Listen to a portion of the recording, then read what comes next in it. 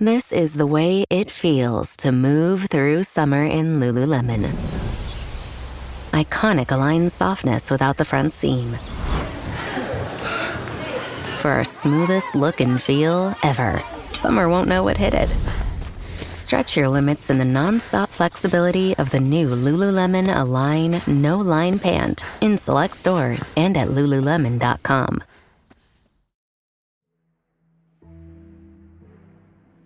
When I was younger, when I did interact with a spirit, told to be quiet because people would think I was weird and started to get these weird dreams, these like visions in the corner of my eyes, like hear things, see things. So I was like paranormal investigator and paranormal medium. But I've had 2 or 3 times experiences with like a really spooky, terrified faces. I'd got to a point where I'd blocked out spirits so much that I was really scared of it. I understood that it's okay to interact with spirits, and not all spirits are bad. My dreams are probably one of the most powerful things that I have. I used to drive my mother absolutely crazy talking about him. I had this spirit with me since as long as I can remember. His name is Peter. I used to get these horrible images. When you see evil clowns with like really sharp teeth.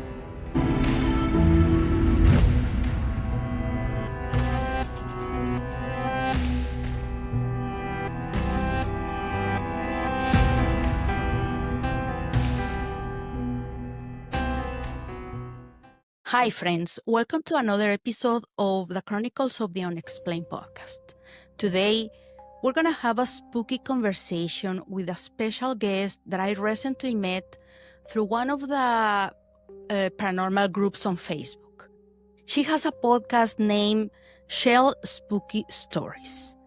She is Shell. Shell, thank you very much for being here. It's an honor to me that you have accepted my invitation. Please present yourself to the audience. Tell us your social media and the rest of information where the people can reach out to you or check your content. Yeah, sure. Thanks for having me. I'm really excited to be here.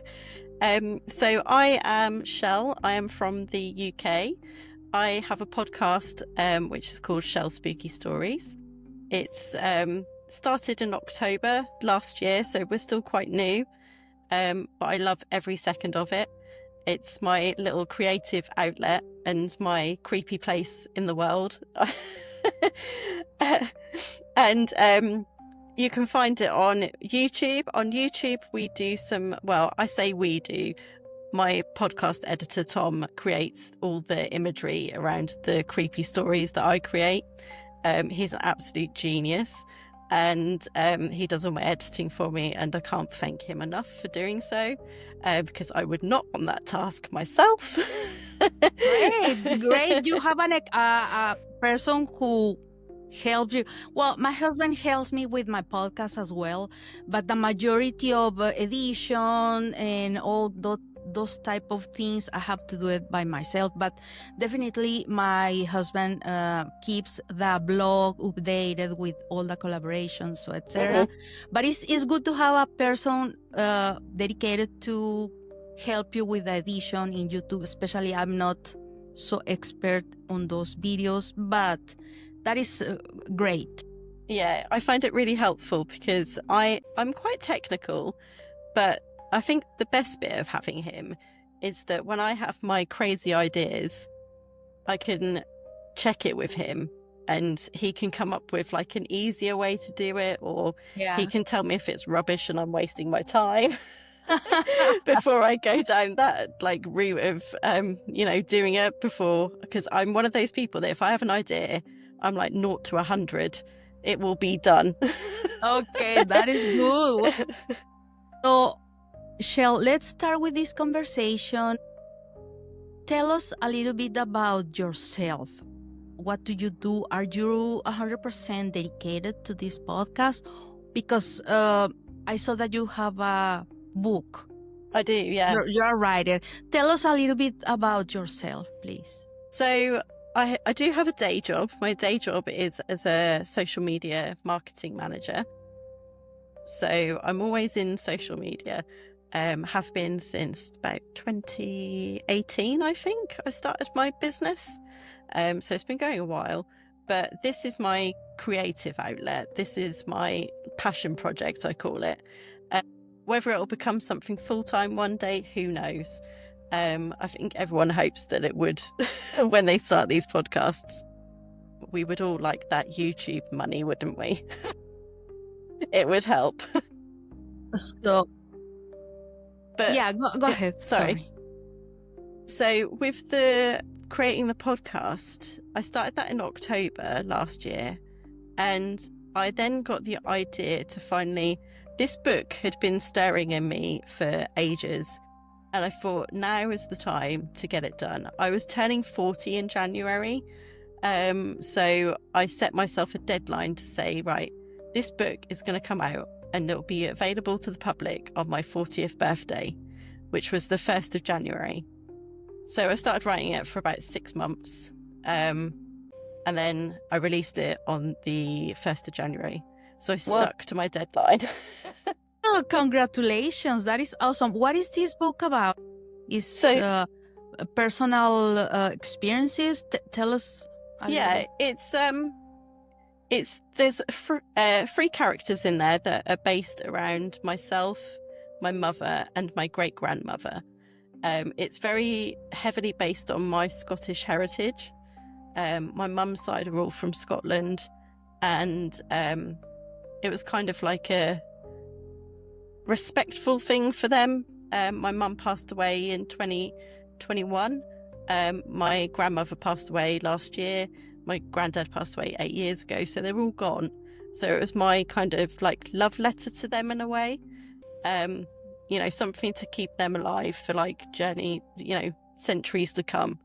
That book will always be available, but they're not there.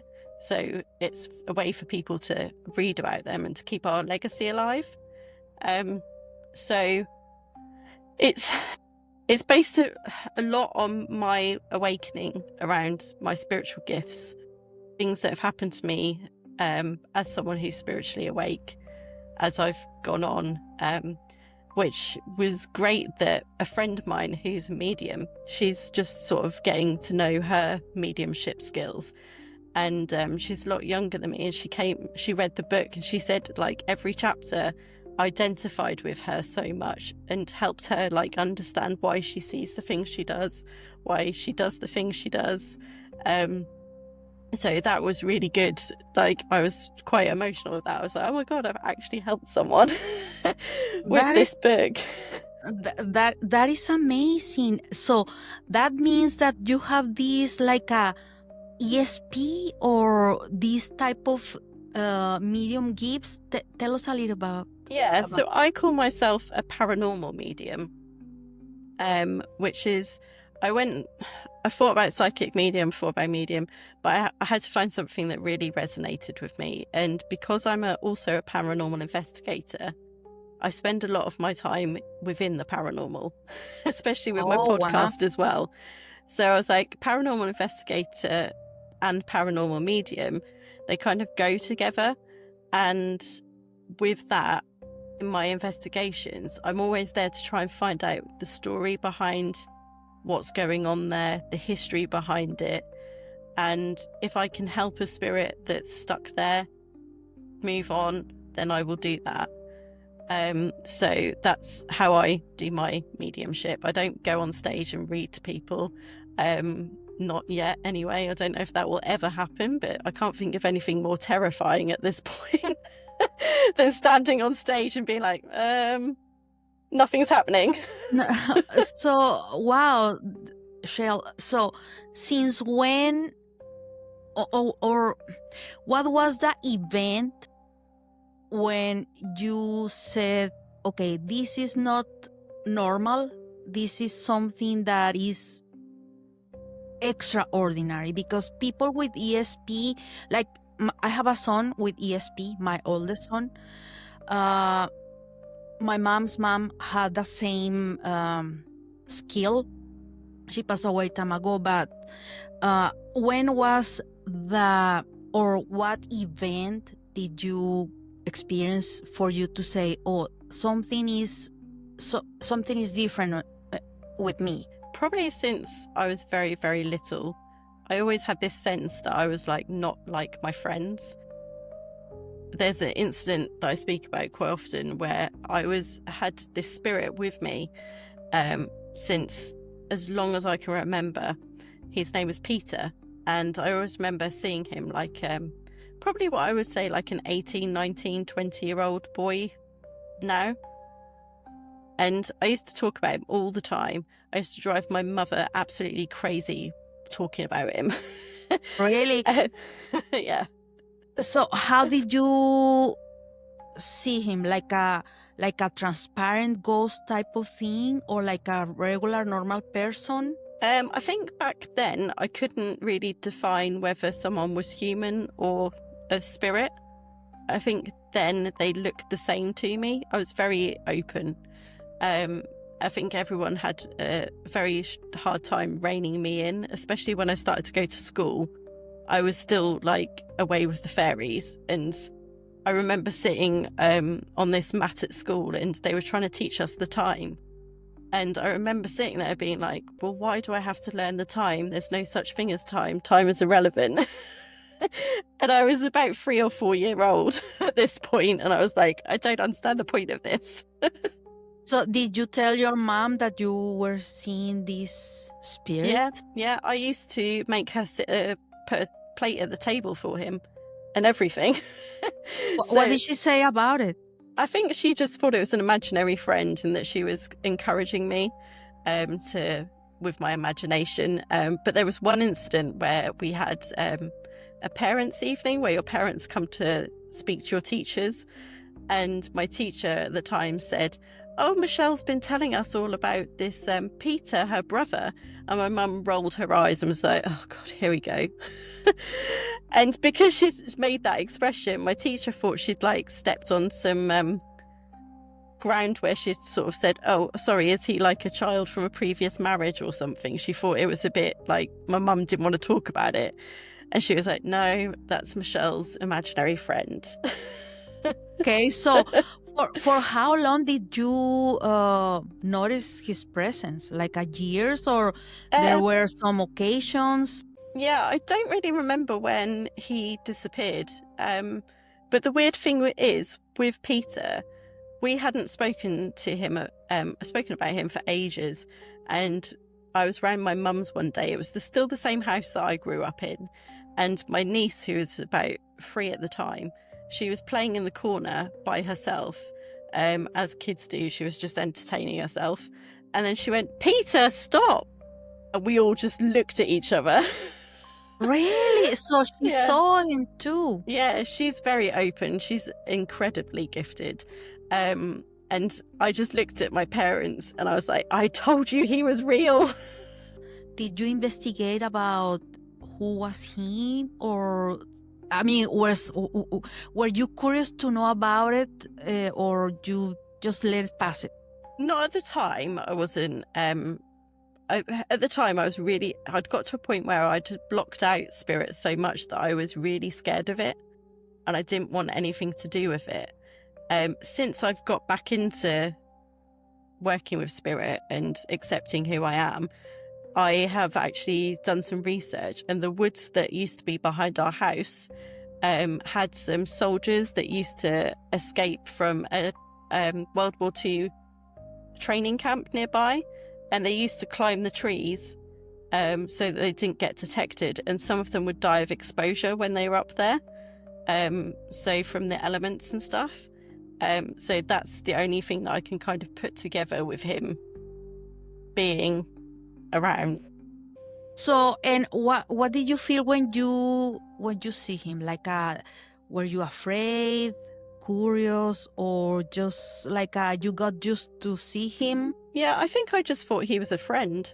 Okay. I didn't really think anything of it, to be honest. Oh, okay. Were there any other spirits that you noticed at that time, or only just Peter was the presence at the? Yeah, I used to notice quite a lot. I remember being at a friend's once, when we were younger. We went for like a play date, and I said to her, like, who's the lady in the picture? And she said, oh, that's my nanny. She died.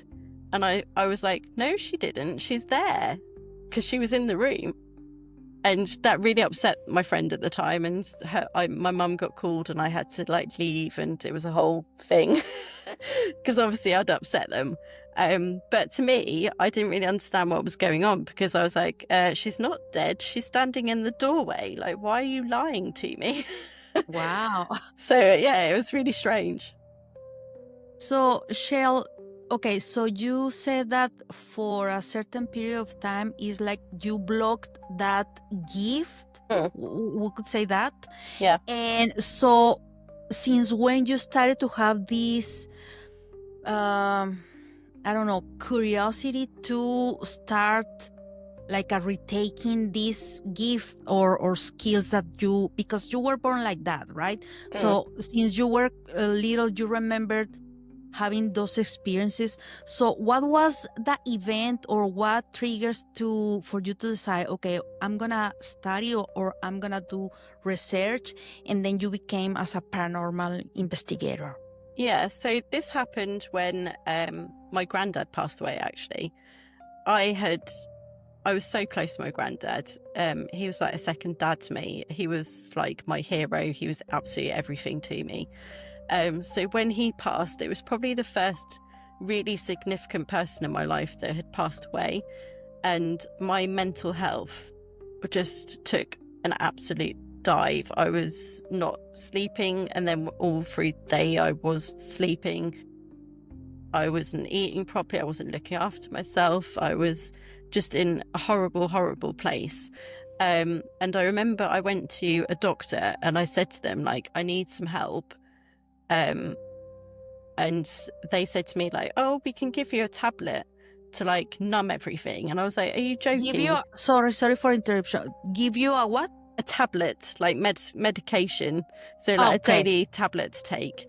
And I said, I'm already numb. I can't be any more numb than I already am. So I went home and I decided that I would just find a way to help myself. And I started to look into sort of positive affirmations. So, you know, where you tell yourself, like you reprogram your brain to be like, I am wonderful, I am worthy, etc.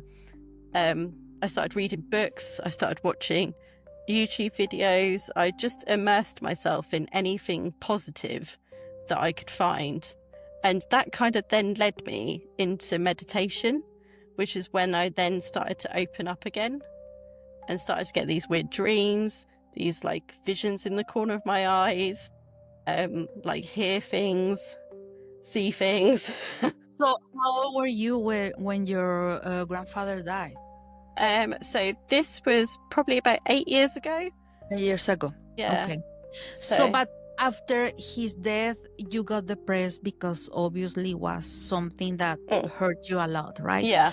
So after that, you felt depressed, and then you started to reading books, maybe that help you to like retake. I don't know what word to use, like for you to decide, okay, there is a gift in me, so I can learn about this. So you decided to investigate, or did you have any paranormal experience with your grandfather? Did you see him? Did you feel it?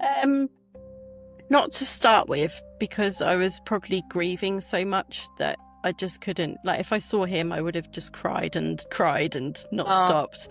But since then, I call them our dream dates. When I dream at nighttime, I'll often go to my granddad's. When my granddad passed, they lived in a small little bungalow, which is like a little cottage type thing.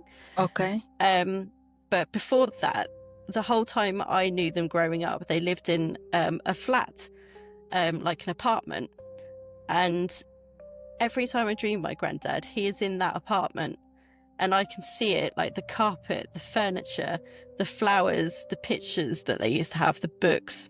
It's all there. And my granddad's there, and I know he's passed away in my dream. I know that he's dead. And we have like conversations where I'll sit on a chair next to him and we'll be having a conversation, and other people are just around us just doing their day-to-day business, but it's like me and him are the only people in the room, and we're having these really deep conversations. So that happens quite a lot, which is quite nice. It's quite comforting now. The first time I thought, what is this? This is really weird. But it's comforting now that I can still have that interaction with him. Because were really vivid dreams, right? You Yeah. felt like a vivid dreams. Yeah, my dreams are probably one of the most powerful things that I have, I think. So previous to that, have you had any experience dreaming a dead person? Yeah. Well, sorry. Yeah, okay. I was gonna say, to me, dreams have meanings. I dream a lot, and I dream with a lot of people that passed away. So to me, our meanings like either sometimes they need any type of help, or I don't know, something, or not help. Put it this way, so I feel like they are protecting me. Mm-hmm. Like in my case, my two grandmothers passed away time ago. So from time to time, I have dreams with them. And I feel like that. So do you feel something like that? What do you think? What is your perspective when you have these vivid dreams with your grandfather? So when I have the dreams with him, I personally think it's a space where he's able to give me the kind of advice. I think he acts a bit like a spirit guide. And he's able to give me the advice that he would give me like when he was alive. And I think I would go to that apartment where they lived because it's such a fond memory. I spent so much of my life there, reading, having him tell stories to me, having him teach me things, having my nanny grandmother teach me things, watching, programs or films that I love now because of the time I spent with them. So I think it's a really safe space for me to have an interaction with a spirit and not be scared. Yeah. And I think he's kind of created that little dream place where I can do that, so that I understood that it's okay to interact with spirits, and not all spirits are bad. Like, you can interact with a spirit and a spirit be kind because they used to be someone's mother, they used to be someone's child, or something like that. I think it was all done to teach me that it's okay to be me, and it's okay that I've got this gift, and it's okay to interact with spirits. Because I immediately used to think that if I interacted with a spirit, it would be a bad thing. Probably because when I was younger, when I did interact with a spirit, I was told that it was my imagination. I told it was an imaginary friend. Told to be quiet because people would think I was weird. Or, removed from my friend's home because I saw a spirit and I didn't realise it was a spirit and I thought my friend was lying to me. So I've always had a negative feeling around it. So I think he created that space to allow me to know that it was good. Yeah. To feel him close to you. Yeah. Yeah. Oh, that is awesome. Yeah. So I was gonna ask you the first questions at the beginning of the episode, but I don't think it's needed. I was gonna ask if you believe in the paranormal phenomenon, but I think your response is gonna be yes, because you have experienced a lot of paranormal or supernatural experiences. Yeah. So, okay, have you had, because what you are telling me about your grandfather, Peter, these good spirits, right? Which is, it's great to have these good experiences. Have you had any bad, spooky, like a evil entity or spirit that try to attack you, to do some type of harm. Tell me something about a bad spirit that you have had any, I don't know, experience. I've had, so when I was first going back into opening up to spirits, before I used to go to sleep, I used to get these horrible images. There were like, you know, when you see evil clowns with like really sharp teeth and like black eyes and scraggly hair, and they're like laughing and stuff like that. I used to see constantly, and it would be like they were right up against my face. And were you sleeping, Shell, or so this was like, awake? you know, when you put your head on your pillow and you're just closing your eyes and you're just trying to get to sleep, it would be then. The minute I closed my eyes, they would be there. And then I'd open my eyes, I'd close my eyes, and they'd still be there. And this would happen for ages. And eventually I got to the point where I reached out to a medium that actually my mum and I used to go see. And I said to her, this is happening to me. I have no idea what's going on. I can't stop it. I've tried everything that I know. Please help me. And this was where she told me that I was kind of being pushed to learn how to protect myself, because I knew how to open up. I didn't know how to close down. So I was being shown all of this to push me towards learning about protection and learning about closing myself down and putting boundaries in place. Okay, yeah. So, yeah, I've seen some really disturbing stuff. So what you just said, I've had those experiences probably 2-3 times. Often exactly like you just described. The minute that I just close the eyes and put the head on the pillow, just close the eyes and had these type of faces, unknown faces, but most of the times are not bad faces, not spooky faces, like unknown people. But I've had 2 or 3 times experiences with like a really spooky, terrified faces. And as soon as I opened the eyes, I was like, oh my God, what was that? It was not a dream because I was not sleeping. Yeah. I was in the process to fall asleep, right? Yeah. It's exactly what you described. You are not totally, you are in the process to fall asleep. Mm-hmm. Is when you see this, but you said all the time, like every night? Yeah, or every night. I didn't Wow. sleep very well. So, Shell, tell me, what is your belief?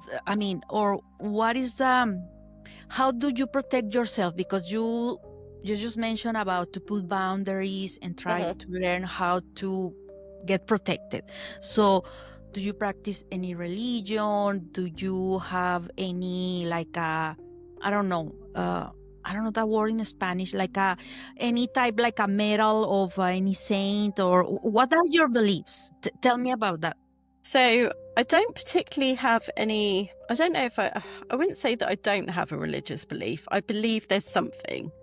As to what something is, I don't know. I don't really want to put a name on it, because I can see in all types of religion, I can identify with something. And so I don't ever put a name on what I would do or what I believe in. The one thing that I do definitely believe in is guardian angels and archangels. I definitely believe in them. So when these things happen, I always call upon my guides, my angels, my guardian angels, an archangel, when something does happen. I'm at the stage now when if I see that face, I will just tell it to go away. I'll be like, no, not dealing with you, go away. Okay. And that works, or most of the time it does work, because I work a lot on my energy being high and in good spirit. So I put the boundary there that if anything negative comes towards me, I will just be like, no.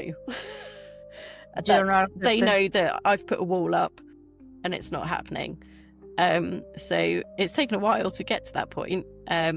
But it doesn't particularly, when I go on an investigation, it doesn't particularly bother me if somebody says, oh, this place is demonic. I'll be like, well, yeah, okay, maybe not. We'll see.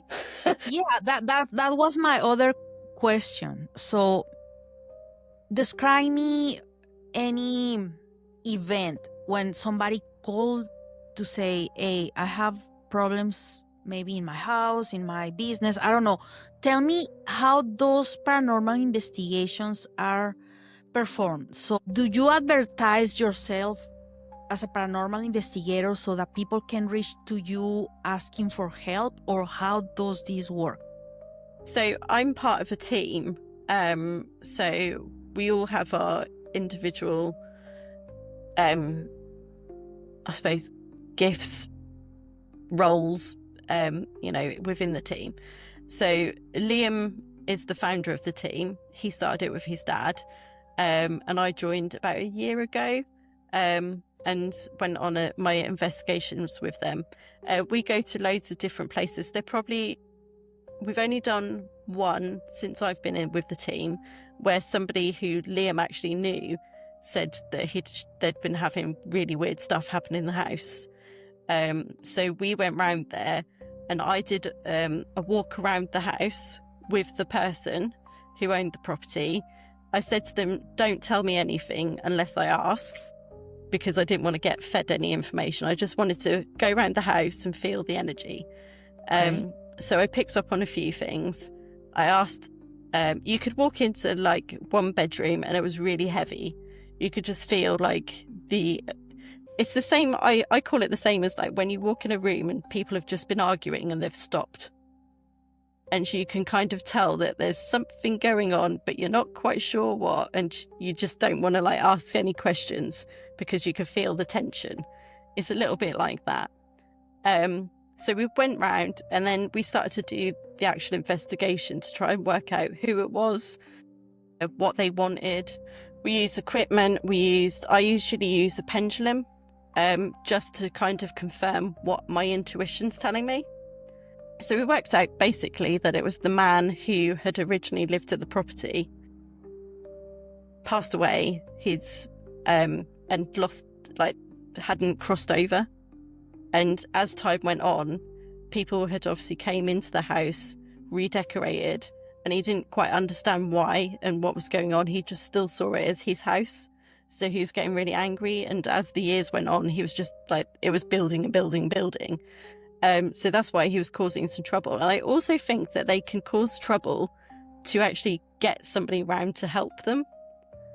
I think it's a bit like when a child gets really upsetting, starts, screaming because they know that somebody's going to like come to them and tell them something or come to them to give them attention. So I think it's a little bit like that sometimes, that they can start doing naughty stuff around the house, so that you get to that point where you're like, I need to phone somebody to get them around here to help. Yeah. So like at this specific case that you mentioned about this person that died there, Mm-hmm. like he was angry. How did you detect that? Is like you felt him? Did you see him? Or did you talk to him? Or how did you know was this man that passed away there? So Yeah. just trying to understand, how did you get these vibes or these energies? I've seen different people, like my son has like a flash, like a quick flash in his mind, like a seeing things or sensing things.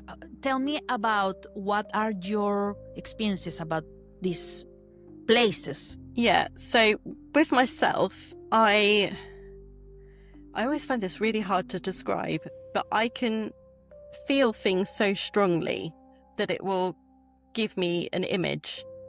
Okay. I won't physically see it, but I'll know within me, like there's a horse, because I know what a horse feels like. I'll know that there's grass. I'll know that there's a person stood there. I can tell you what that person looks like down to, the buttons on his jacket, but it's all a feeling that I get given. So that's how I get a lot of things. And when I get that feeling, like I remember seeing him and him and his wife and like kids running around the house, and that's when I was like, no, this guy used to live here. Okay. So then I asked, like, on the pendulum, I was like, did you used to live here? And it said yes. And I was like, okay, well, that confirms what I'm obviously seeing. And then they may not give me any other feelings, so I'll then have to ask some questions and use the pendulum to try and figure things out. It's a little bit like being a detective and you're trying to like put the pieces of the puzzle together, and you're like, okay. So I kind of worked it all out, and then I was like, right, okay, well, do you want me to cross you over? Is that why you've brought us here? And the pendulum said yes. And I was like, right, okay. And I said, right, well, can you just confirm for me again that you are very happy for me to cross you over? And it said yes, because I want their permission. I don't want to like just assume, because it's not my place to decide whether he wants to go or not.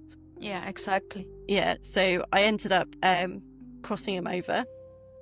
I used a little tea light candle to represent the light.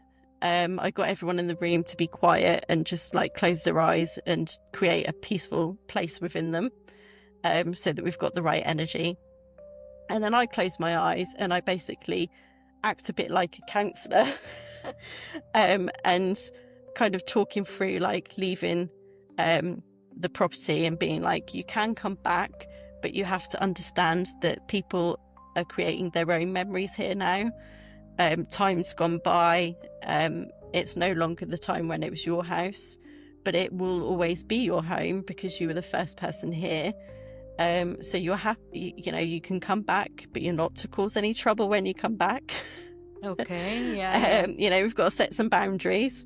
And I always like envision that white light that you kind of see in the movies where it's like a tunnel, and I can always see the shadows. They like come forward, and I'm like, I know that that's your family there and they're waiting for you. And I feel so honoured that I can actually do that, because the energy that you feel there in that moment always chokes me up, because it is the purest form of love that you could ever feel. And it's just, you can never feel that in life, because there is no anger, there's no sadness, there's no other issues, because we can feel love now. I feel love towards my partner, my family, my dogs. Yeah. I know what love is, but I always have that like stress of my daily life. I have other things to worry about. I've got I might have a headache at the same time, or my back might hurt. There's always something else that comes with that emotion of love. In that space, there's nothing other than love. And it's so magical and so powerful. It's just beautiful.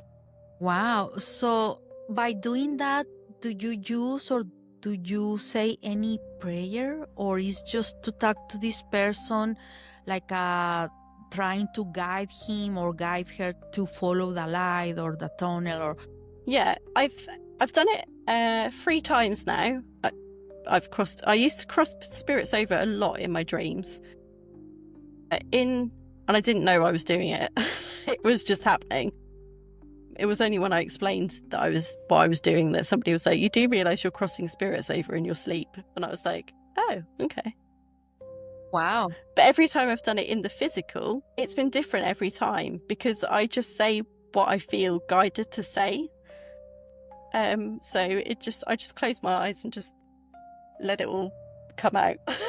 Like flowing through you, trying to help this person, and but not a specific prayer or something. No. Like a ritual, right? It's not like okay.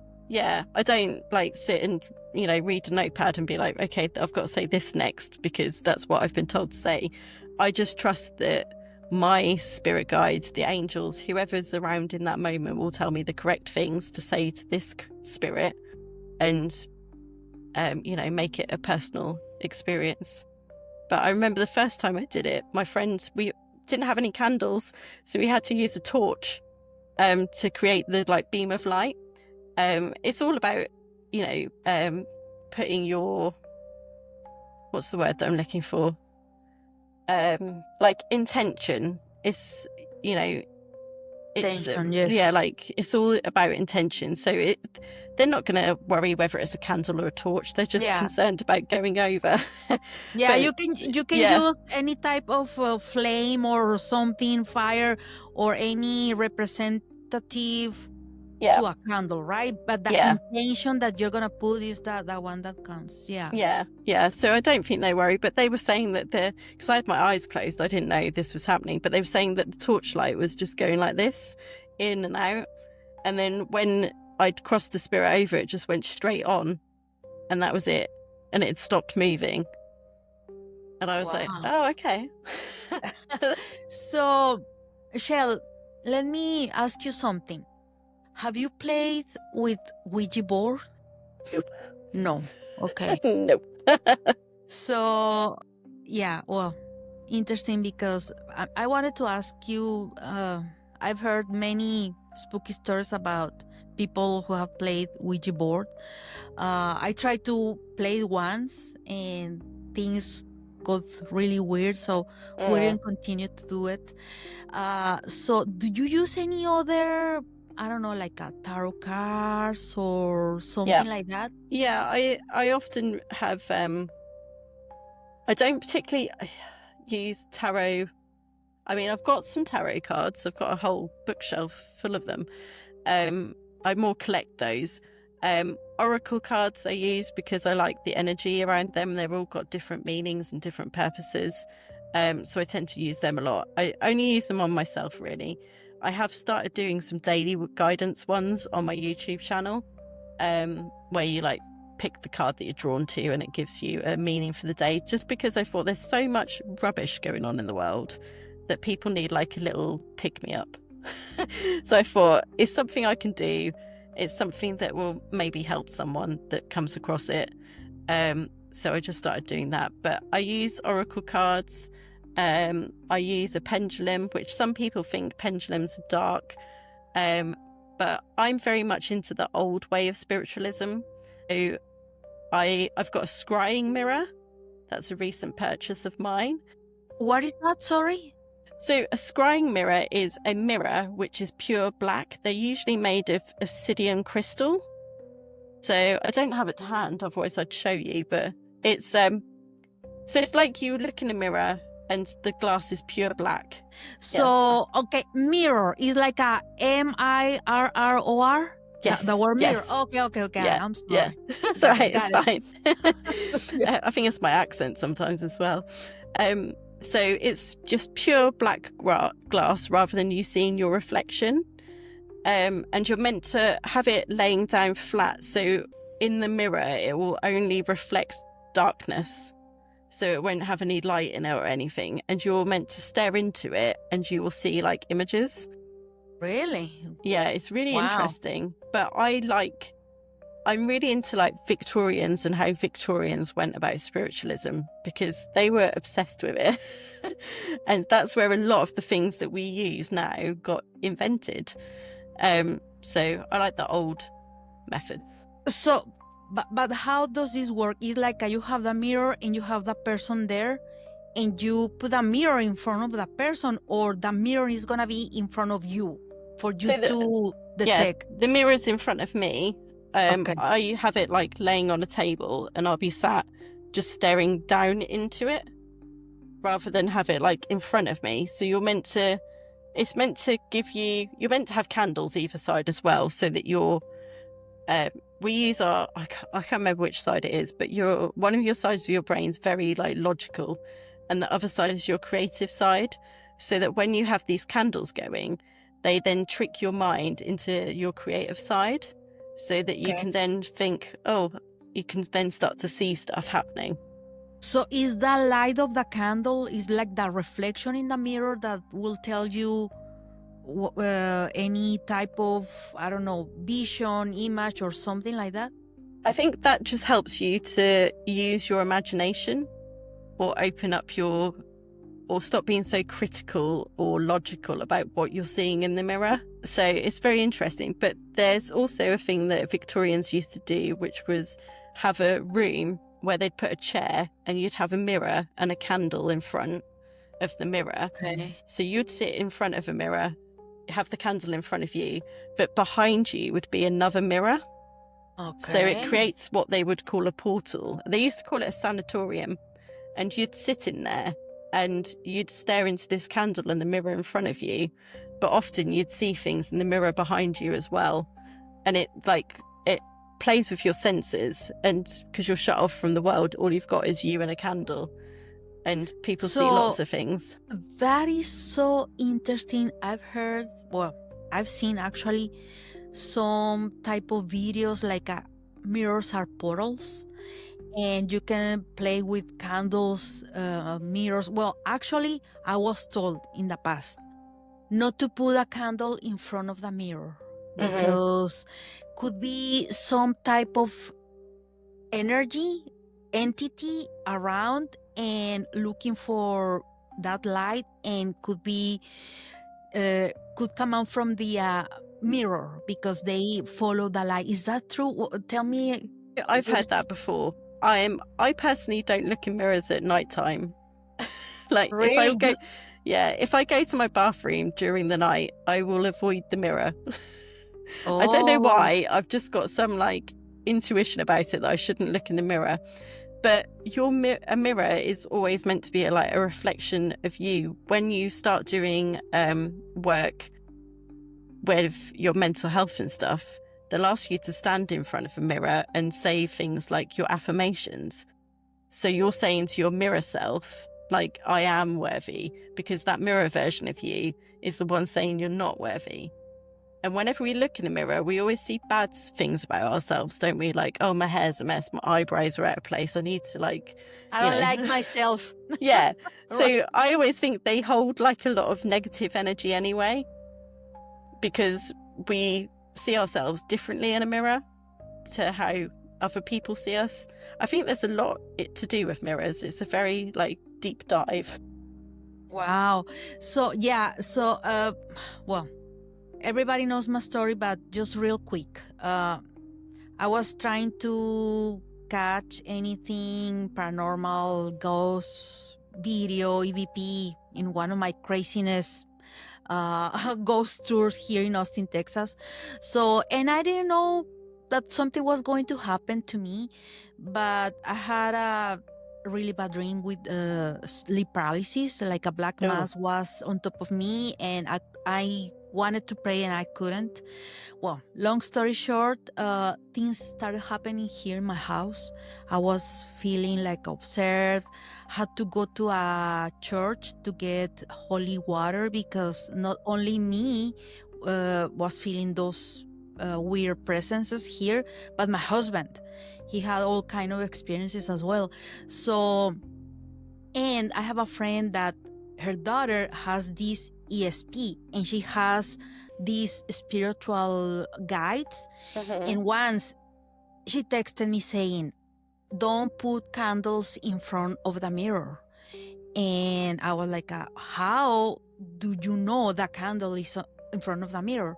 And the spiritual guide told her daughter to tell me in the first floor, take the candle out from in front of the mirror. So because I was doing some prayers about to get rid of these bad energies here, so part of the ritual was to lit the candle and do some prayers, but not in front of the mirror. And I didn't know that. Okay. So that's the reason I ask you about that, because it's, to me, a little bit, I don't know, spooky. Yeah. So I was going to ask you, let me see. I forgot what I was going to ask you. Okay, so I remember. Have you had, tell me the spookiest experience that you have experienced doing paranormal investigation, or maybe at home, or something that really, really spooked you? Let me think. Someone asked me this the other day, and I was like, I don't actually think I've had any really spooky experiences, because I feel so strong in myself now Okay. that I Good. don't really like. I've seen things happen to other people. I've seen people being taken over by spirits. But usually my first instinct, rather than be like, oh my God, what's happening, is to help them. Okay. So I don't really ever get freaked out by it. I usually sit there and I'm like clicking at them to like stop them being taken over, or, I'm trying to put sage around them or something. Yeah, so I don't usually get there's been places where I've walked down like a corridor and it feels really weird, and I'm like, I don't really like this. Like, I wouldn't walk down here by myself. I'm glad someone's with me. So you avoid those places. Well, I wouldn't still really avoid them. So long as someone's with me on those ones, then I'd probably still be okay. There was a funny incident recently where I had the Spirit Talker app on my phone, and we'd been all sat in this corridor, and this is probably the only time I've actually jumped out of my skin on a paranormal investigation. Really? Why? I put it on loud because we were all dotted out across this long corridor. Okay. And we'd heard tapping from a door beside me. And so I was like, well, I don't know what that could be. So I opened the door to see whether there was anything going on. And there was a boiler in there and it was ticking. So I said, well, that's the tapping. It sounds exactly the same. So we've debunked that. But they had like another little closet, which looked really old. So I opened it, and as I opened the door, Spirit Talker, for the first time in 10 minutes, shouted something at me. So I ended up throwing my phone up in the air, screaming because it made me jump so much. Wow. And running out of the room, and everyone was like, what happened? Because they obviously thought that I'd opened this door and seen something and like ran off, and I was like, my phone just shouted at me. I forgot it was on. And it just made me jump. So I think that's the only time I've properly jumped on a paranormal investigation. But we do mess about sometimes, and like we'll hang outside doors and try and make the other person jump and stuff, because sometimes you get so like into the investigation that you need something to happen to like boost your energy a little bit so that you can then carry on. Because when you're there and it's cold and it's 3 a.m, you want to go home and be in your bed, but you need to like do something to up the energy a bit. So we do mess about sometimes, but we are serious the rest of the time. Okay, so Shell, about your podcast, your stories. I'm following now on YouTube and Spotify. Thank you. I was hearing, yeah, sure. I was hearing stories about this girl that was murdered. So tell me about, where did you get those stories? Are you getting information from your followers? Or how do you... What is the criteria for you to say, I'm going to tell this story? Or tell me about, are those true events or some are fiction? Tell me more about it. So when I first started, they were mainly stories that I just made up, because I love a spooky story. Always have done, always will do. So I just made some up. But then I love reading. You might notice that I've got a library behind me. Books are my go-to. So anything that involves me reading, I will read it. I also listen to a lot of podcasts around this stuff, and I watch a lot of YouTube around this stuff. I probably don't even watch normal TV anymore. It's mainly other people telling stories or podcasts. So I get a lot of inspiration from things that I'll hear or I'll read, and I'll be like, that's really good. Like, I want to do a story on that. So that's where a lot of things come from. I've got so many paranormal books about places. I've got a massive encyclopedia of paranormal things that my best friend got me for my birthday, which is incredible. There's so much in there. probably take me the rest of my life to actually read everything that's in there. But she even gave it to me with a little note that said, "This will help you with your stories." So there's loads of stuff in there. I'll watch something on YouTube about, I don't know, Waverly Hills, and I'll be like, that's a really cool place. I'm not actually maybe ever going to get to go there. However, if anyone wants to reach out to me and like fly me over and get me to investigate it, I'd be happy to come. Okay. But I that place fascinates me. It's got so much history. For me, the best thing about the paranormal is the history and the stories. Why are these people stuck here? Who lived here? Is there a way that we can tell their story from beyond the grave and keep them, alive in some way? Like, I also think that a lot of things told about certain people may not have been the truth. Okay. So, is there a way that we can tell their story that honors their memory rather than, tarnishes it in a way? Mhm. I think stories are really powerful, and I think stories, if we don't keep telling them, will get lost, and all these people will get lost, all these places will get lost in history. I mean, a lot of places are getting old and they're falling down. If we aren't Yeah. paying to go there and investigate, who's paying to go there? Who's keeping the place alive? Yeah, it's true. I'm like you. So every time like I travel or any like a old building Mhm. attracts me a lot, because I'm thinking, oh my God, all the history in this place, all the people who lived and died here is really interesting. Yeah. I was gonna ask you something about you as a paranormal medium. Like, have you had any experience, or maybe people reach out to you saying, can you can you, or something like can you send something on me, like if I have any attachment, spirit attachment? So do you see those type of energies in persons, or is just in the places? So sometimes when I talk to people, this can be quite distracting. When I talk to people, I can see their energy around them. It happens a lot when I'm in meetings. I don't know why, but when I'm at work, I'm meant to be very like logical, and I'll be on a Zoom or a Teams meeting and I'll just see like this massive like ball of energy around someone. It'll be like illuminating, and I'll be like sitting there staring at them, and I'm like, I should be paying attention or taking notes, not staring at someone's energy.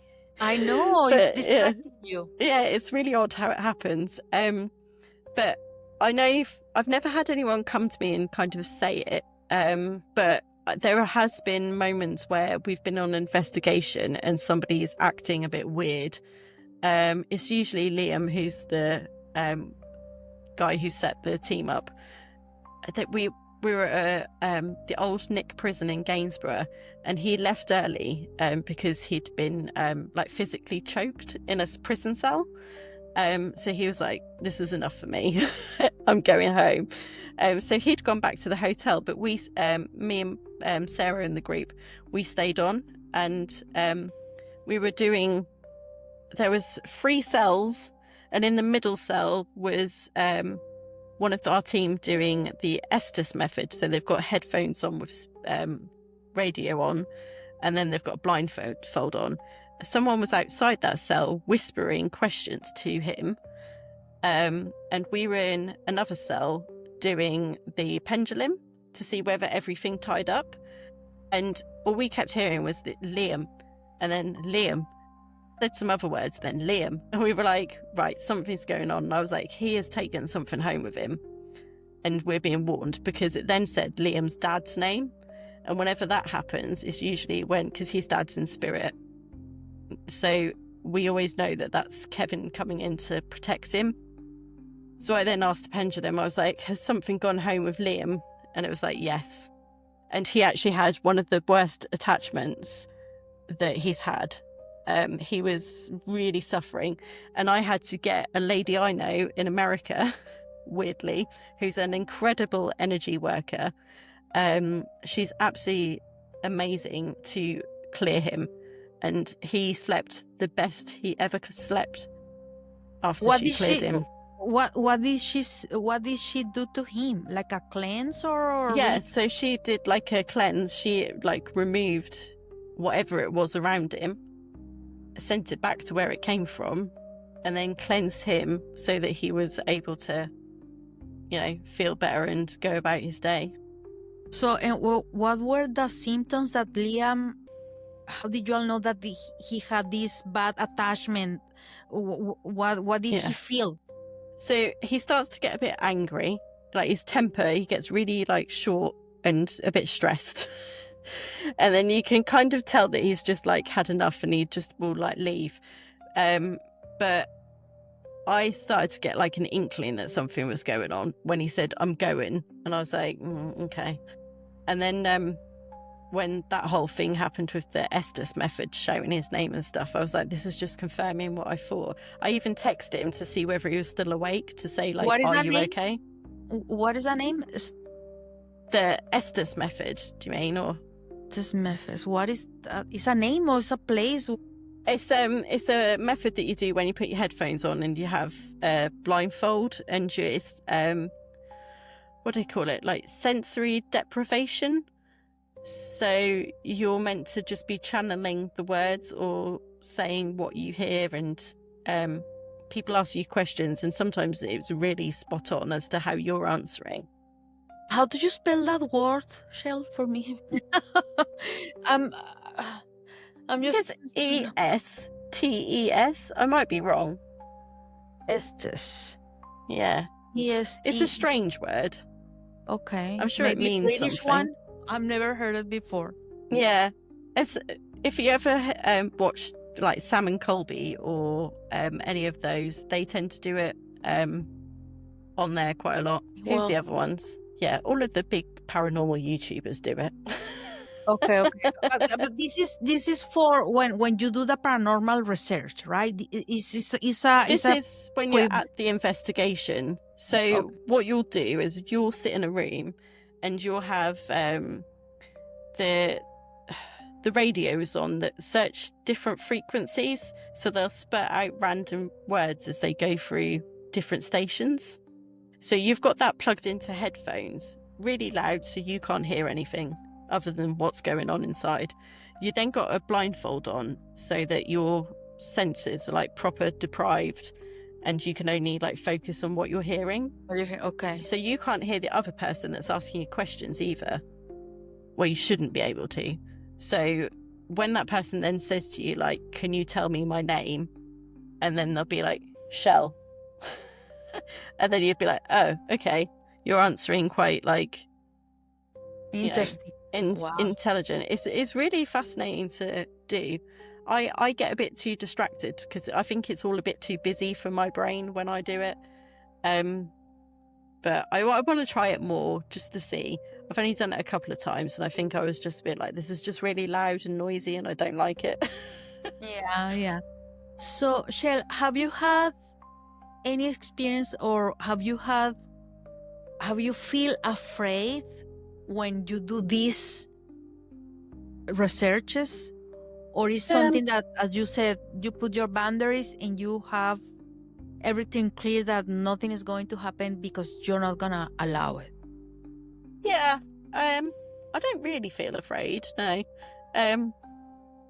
As to whether I will eventually come across something that I know that there's going to be a point where something can break my boundary, or I'll have my guard down that day and won't have done something. Like I'm quite religious about putting on I wear a tourmaline ring when I go in. I also have a bracelet that's done with obsidian dragon glass, which has got a St. Benedict on it, which St. Benedict was all about. They use him a lot in exorcisms. Yes. So I wear that. I have a necklace that has got an obsidian pendulum on. And I also wear a St. Michael's. So you are very well protected. Yeah. Liam likes to joke that my protection is like a steel wall enough. He's surprised that I get any interaction with spirits because I'm so protected. But that's the reason you have had only good experiences. I mean, nothing to be, nothing like really, really spooked to the point to get, God forbidden, some harmful to you. I mean, I want to push myself more. So as to whether something will happen to me, whether I'll have, it's all about experience. And I think you kind of get what you put into it as well. Like if somebody goes in really negative, they've had a bad day, they're angry, they're going to be at that level where they will attract negativity. It's a like for like situation. Whereas if I go in, high energy, protected, happy, then I'm going to interact with like the higher energies. I can still tell that there's negative ones around, but my interactions, I've kind of set that level where I'm like, nope, only good stuff is happening tonight. Yes. There is a phrase like you attract what you are, or something like that, right? Yeah. It's true. Okay, well, interesting. Last question, Shell. Do you see anything on me, around me, by chance? Do you sense something?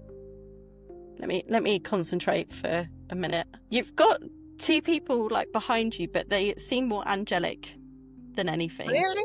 Yeah, they've got very high vibration, like it's almost like a protection. So they're either side, which is usually their spirit guide and an angel.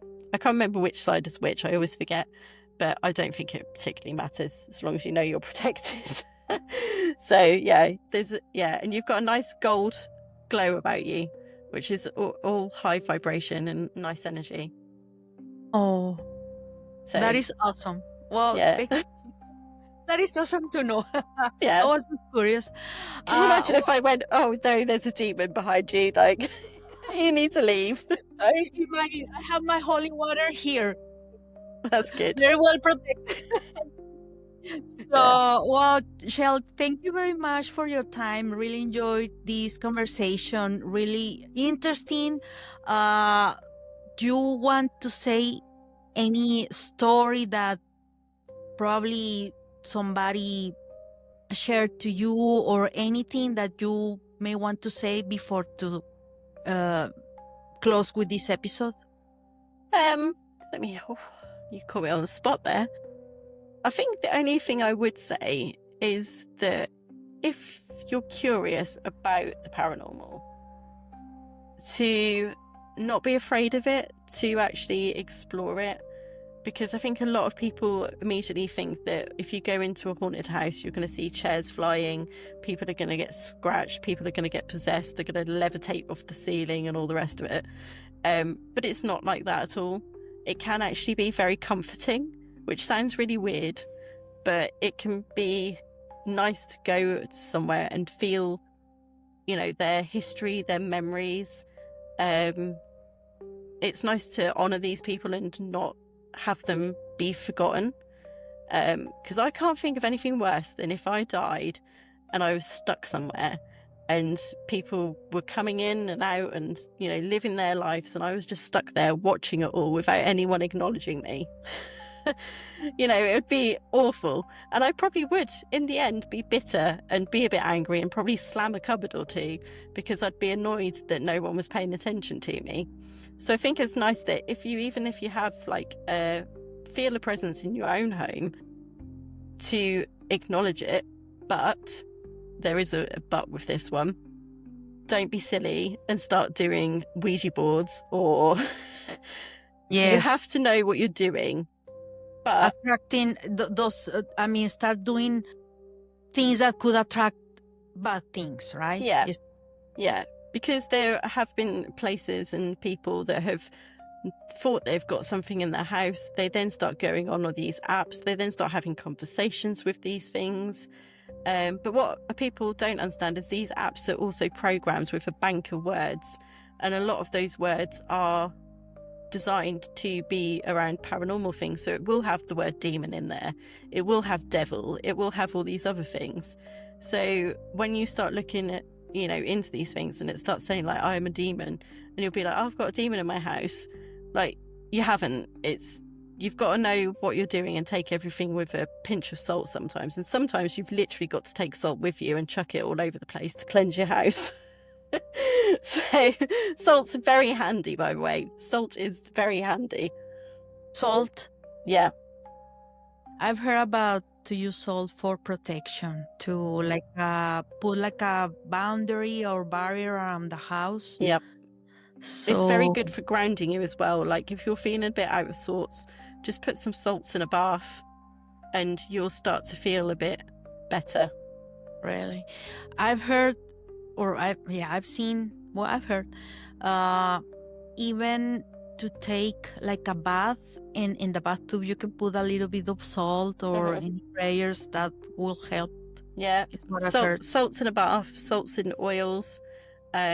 I've got a little. I actually found it in a charity shop, and it's got a thistle on, which is the Scottish flower, and it's like an amethyst where the purple flower would be.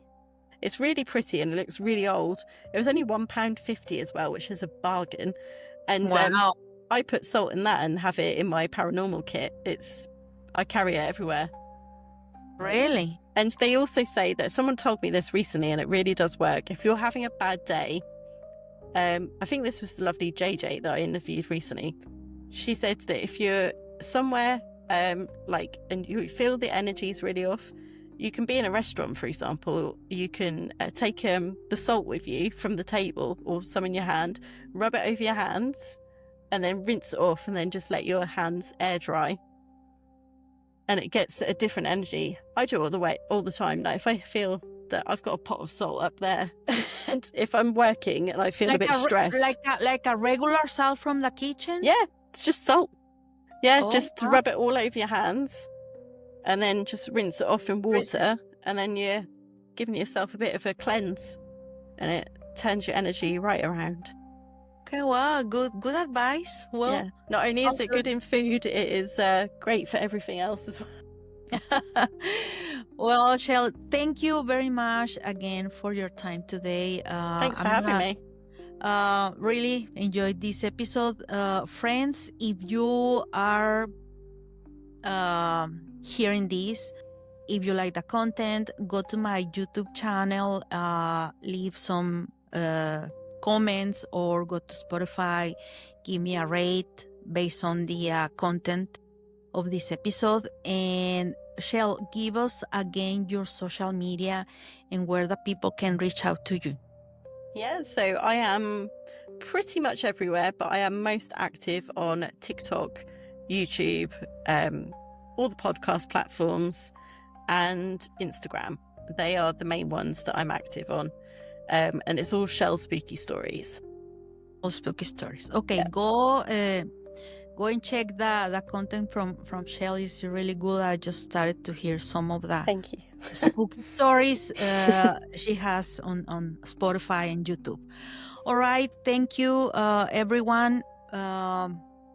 See you next time. I send blessings to you all, and see you all next on the Unexplained story.